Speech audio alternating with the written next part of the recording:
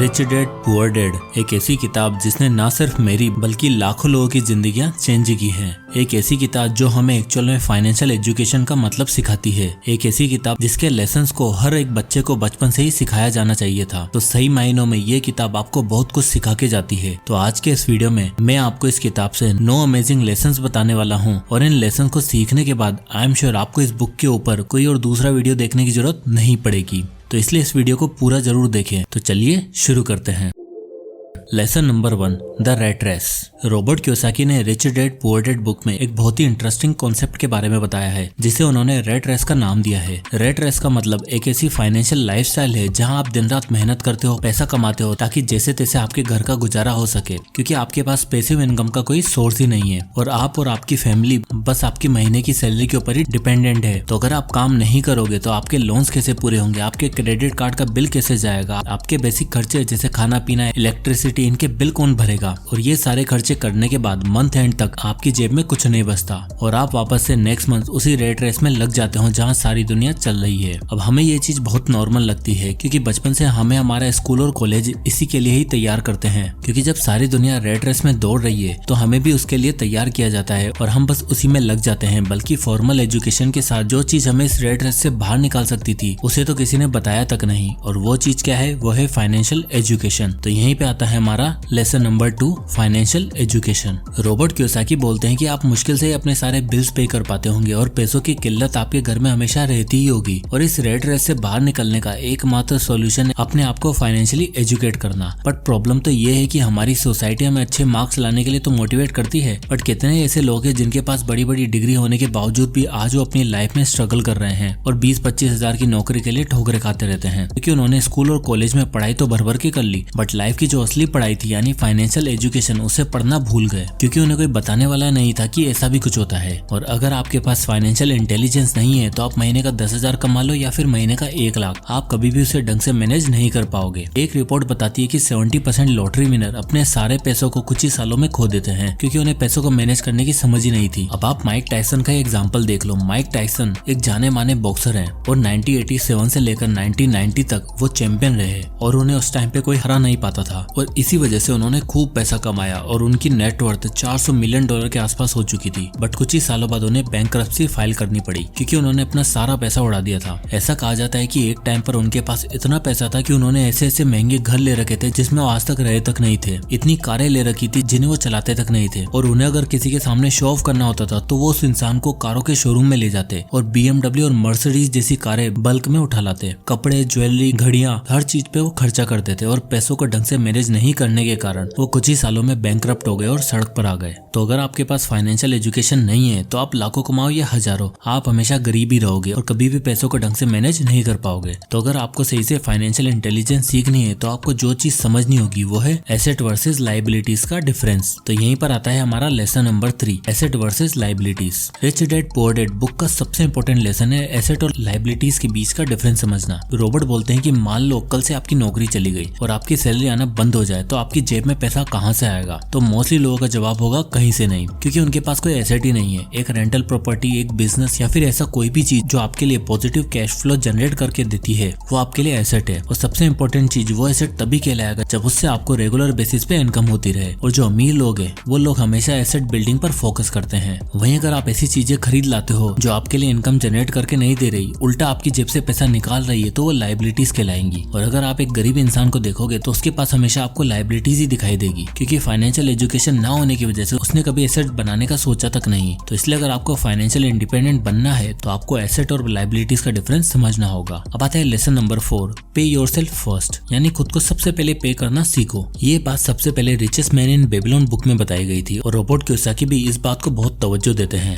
Robert बोलते हैं कि आपको अपनी सैलरी का एटलीस्ट 10% सेव करके अलग रख देना चाहिए, क्योंकि जब लोगों की सैलरी आती है तो वो सबसे पहले खर्चे करने का सोचते हैं या फिर घर के यूटिलिटी रिस्पॉन्सिबिलिटी पर खर्चा कर देते हैं, बट वो कभी भी खुद को पे करने का नहीं सोचते। रॉबर्ट कियोसाकी बोलते हैं कि ऐसा कई दिन होता है जब मेरे ऊपर बिल ज्यादा होते हैं और मेरी इनकम कम होती है, तब भी मैं सबसे पहले खुद को पे करता हूँ, यानी कुछ हिस्सा हमेशा अलग रख देता हूँ, क्योंकि जब आप खुद को सबसे पहले पे करते हो तो आप अपने लिए एक डिसिप्लिन क्रिएट करते हो, और जब ये आदत आपकी ऑटोमेटिक हो जाती है तो आप बाकी के बचे 90% से ही खर्चा चलाना सीख जाते हो, और ऐसा करने से आपका ये मात्र 10% आपके फ्यूचर के लिए वेल्थ बिल्डिंग करने में सहायता करता है। बात है lesson number 5, don't say I can't afford it, ask yourself how can I afford it. Robert Kiyosaki बोलते हैं कि उनका बचपन हवाई में गुजरा था और वहाँ पर बच्चों के लिए 2 तरह के स्कूल थे। एक था यूनियन स्कूल जहाँ पर गरीब फैमिली के बच्चे पढ़ने जाते थे, और दूसरा था रिवर साइड स्कूल जहाँ पर अमीर फैमिली के बच्चे पढ़ते थे। मैंने अपनी पढ़ाई रिवर साइड स्कूल से की। वो इसलिए नहीं कि हमारी फैमिली अमीर थी, बल्कि रिवर साइड स्कूल हमारे घर के पास में था, और उस स्कूल में जाकर मुझे असलियत पता चली कि मेरी फैमिली तो असल में काफी गरीब है, क्योंकि इस स्कूल में पढ़ने वाले बच्चों की फैमिली के पास बड़े बड़े घर थे, उनके बच्चे प्राइवेट बीचेस पर खेलने जाते थे, उनके खुद के घर होते थे, जबकि हम रेंट पर रहते थे। बट एक और इंटरेस्टिंग चीज जो मुझे वहाँ पर पता चली कि उन रिच फैमिली का माइंडसेट बिल्कुल अलग था। जैसे बचपन में जब मुझे कुछ महंगा टॉय खरीदना होता था या फिर हमें कोई ट्रिप पर जाना होता था, तो मेरे फादर जो कि एक टीचर थे वो हमेशा बोल देते थे कि बेटा ये सब हम अफोर्ड नहीं कर सकते। जब मेरी मदर को कोई फैंसी ड्रेस पसंद आती थी तो मेरे फादर अगेन मना कर देते थे कि ये सब हम अफोर्ड नहीं कर सकते। वहीं जो मेरे सबसे अच्छा दोस्त माइक था, उसके जो फादर थे वो एक्चुअल में रिच डैड थे, क्योंकि जब भी उन्हें कोई चीज चाहिए होती थी तो रिच डैड डायरेक्ट ये नहीं बोलते थे कि ये हम अफोर्ड नहीं कर सकते, जबकि उनका सोचना कुछ अलग था। वो बोलते थे कि how can I afford it, यानी मैं उस चीज को खरीदने के लिए क्या क्या कर सकता हूँ, क्योंकि इस तरह वो अपने पैसों को काम पे लगाते थे, उन्हें इन्वेस्ट करते थे और उनसे एसेट बाय करते थे जो इवेंचुअली उन्हें पैसा कमा कर देते थे, और उन एसेट से बनने वाले पैसों से वो अपनी ख्वाहिशें पूरी करते थे। तो इस तरह रिच डैड का माइंडसेट मेरे पुअर डैड से बिल्कुल अलग था, इसी कारण वो इतने रिच थे और हम इतने गरीब। लेसन नंबर 6,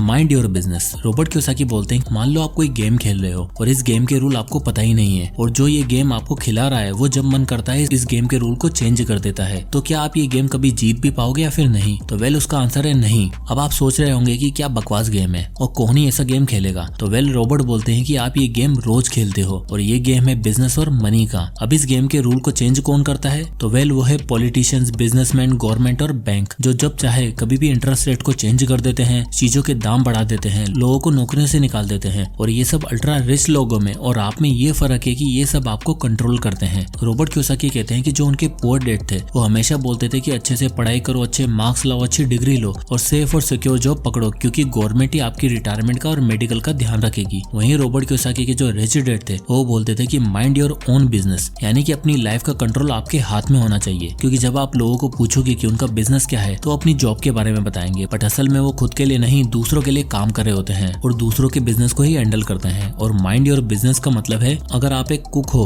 तो खुद का रेस्टोरेंट ओपन करो, चाहे वो छोटा ही क्यों ना हो। अगर आप एक अकाउंटेंट हो तो खुद की फर्म खोलो और बाकी अकाउंटेंट को हायर करके अपने क्लाइंट बेस को बढ़ाओ। तो अल्टीमेटली अगर आप खुद के बिजनेस पर ध्यान दोगे तो आप दूसरों के लिए नहीं बल्कि खुद के लिए काम करोगे। अब आता है lesson number 7, overcoming fear. Robert बोलते हैं कि मैं आज तक किसी भी ऐसे इंसान से नहीं मिला जिसे पैसा खोना पसंद हो, और नहीं किसी ऐसे अमीर इंसान से मिला हूँ जिसने अभी तक कोई पैसा नहीं खोया हो, बट मैं ऐसे बहुत से लोगों से मिला हूँ जिन्होंने आज तक कहीं पर भी पैसा इन्वेस्ट नहीं किया है, क्योंकि उन्हें एक डर होता है, वो है पैसे खोने का डर। यहाँ तक कि हर अमीर इंसान को भी पैसे खोने का डर होता है, बट प्रॉब्लम ये नहीं कि आपके अंदर पैसा खोने का डर है, जबकि प्रॉब्लम ये है कि आप उस डर को हैंडल कैसे करते हो। और एक अमीर और एक गरीब इंसान में बस यही फर्क होता है कि वो उस डर को कैसे हैंडल करते हैं। रॉबर्ट बोलते हैं कि जब आप 20 की एज में होते हो तो ज्यादा इजीली अमीर बन सकते हो, बट जब आप 30 की एज में होते हो तो आपके ऊपर काफी रेस्पॉन्सिबिलिटी होती है, आप ज्यादा रिस्क नहीं ले सकते। तो रॉबर्ट अपने पुअर डैड का एग्जाम्पल देते हुए बताते हैं कि इसी डर के कारण उनके पुअर डैड ने कभी कुछ नहीं किया और हमेशा पैसे के टॉपिक को अवॉइड किया।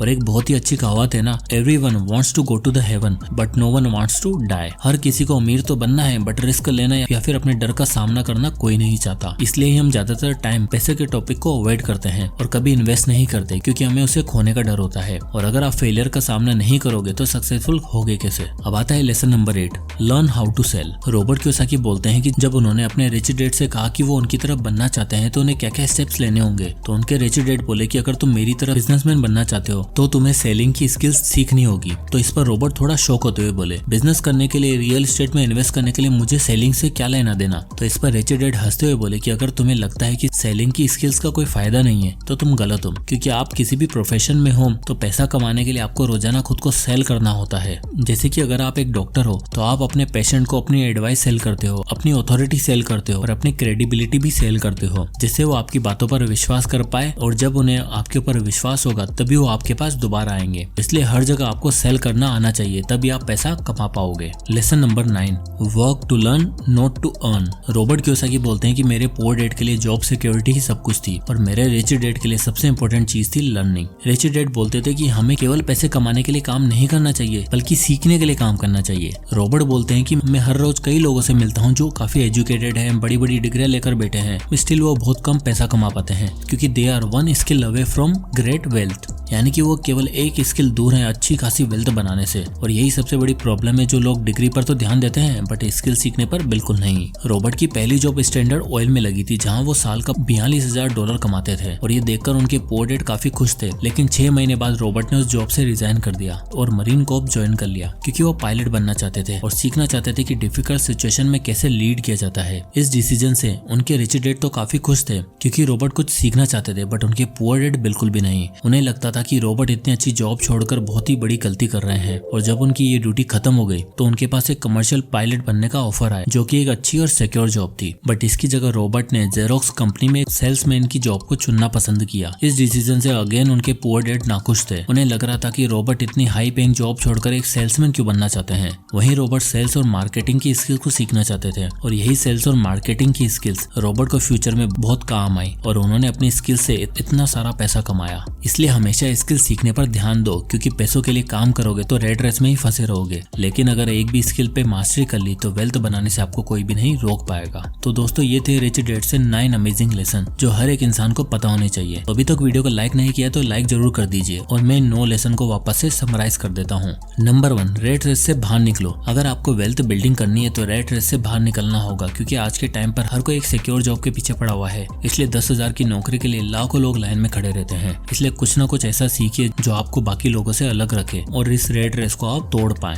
नंबर 2, फाइनेंशियल एजुकेशन सीखना सबसे इम्पोर्टेंट है। स्कूल कॉलेज की एजुकेशन सीखना इम्पोर्टेंट है, लेकिन काफी नहीं है। रिच लोगों के लिए तो असली एजुकेशन कॉलेज के बाद स्टार्ट होती है, जब वो रियल वर्ल्ड में आते हैं। इसलिए वेल्थ बिल्डिंग के लिए अपने आप को हमेशा फाइनेंशियली एजुकेट करते रहो। नंबर 3, एसेट बनाने पर ध्यान दीजिए, ना कि लायबिलिटी खरीदने पर। हमेशा कहीं पर भी पैसा खर्च करने से पहले ये जरूर सोचिए कि ये चीज आपकी जेब से पैसा निकालेगी, आपकी जेब में पैसा डालेगी। नंबर 4, हमेशा खुद को पे जरूर कीजिए। आप कितना भी कमाते हो, लेकिन अगर आप खुद को 1 रुपया भी पे नहीं करते तो सारा पैसा कोई काम का नहीं है, क्योंकि आप लाखों ही क्यों ना कमा लो। अगर आप उन पैसों को सेव करके इन्वेस्ट नहीं करोगे तो जहां आज हो कल भी वहीं रहोगे। नंबर 5, हमेशा अपने आप को ये बोलिए कि how I can afford it, यानी जितनी चादर हो उतने पैर फैलाने की जगह चादर कैसे बड़ी की जाए उस पे ध्यान देना है। और जब आप खुद को ये बोलोगे कि इस चीज को मैं कैसे अफोर्ड कर सकता हूँ, तो आपका दिमाग उसे हासिल करने के लिए बहुत सारे रास्ते आपको दिखाएगा। Number 6, mind your business. अगर आप जॉब कर रहे हैं तो जरूर कीजिए, लेकिन खुद का बिजनेस बिल्ड करने पर ध्यान जरूर दीजिए। चाहे छोटे से ही शुरुआत कीजिए, बट करिए जरूर। Number 7, overcoming fear. अमीर आदमी इसलिए अमीर होता है क्योंकि वो अपने डर पर काबू करना जानता है। वो केवल ख्याली पुलाव नहीं बनाता, जबकि मैदान में उतरकर उस डर का सामना करता है और लाइफ में कैलकुलेटिव रिस्क लेता है। Number 8, learn to sell. अगर आपको पैसा कमाना है तो आपको खुद को बेचना आना चाहिए, और जो इंसान सेल्स और मार्केटिंग सीख गया वो कभी भी भूखा नहीं मर सकता। नंबर 9, केवल पैसों के लिए काम मत करिए, सीखने के लिए काम करिए। मैं तो कहता हूँ, अगर आपको अपने करियर की शुरुआत में फ्री में भी काम करना पड़ रहा है और आपको पता है कि वो एक्सपीरियंस आपके फ्यूचर में खूब काम आएगा, तो फ्री में भी काम करने से मत रुकिए, क्योंकि हर इंसान केवल एक स्किल दूर है वेल्थ क्रिएट करने से। तो दोस्तों, ये थे वो 9 अमेजिंग लेसन्स इस amazing book rich dad poor dad से। वीडियो पसंद आया तो लाइक जरूर कीजिए और अपने फ्रेंड्स के साथ जरूर शेयर कीजिए। इसी तरह के वीडियोस के लिए चैनल को सब्सक्राइब करना ना भूलें। तो मिलते हैं नेक्स्ट वीडियो में, तब तक के लिए जय हिंद।